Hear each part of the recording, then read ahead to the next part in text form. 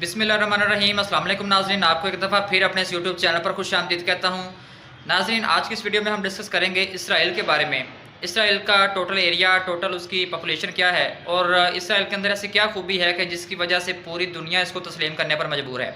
पाकिस्तान का नस्बुल ऐन यही था और पाकिस्तान जब बनाया गया तब भी यही कहा गया कि इसराइल को हम लोग तस्लीम नहीं करेंगे।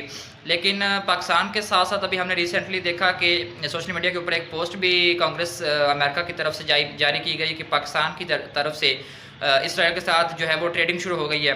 और सऊदी अरब और यूएई तो पहले ही आपको पता है कि वो इसराइल के साथ उन्होंने अपने ताल्लुकात बहाल कर लिए हैं। सबसे पहले अगर इसके रकबे की बात करें तो इसमें तकरीबन 22,000 किलोमीटर स्क्वायर का टोटल एरिया।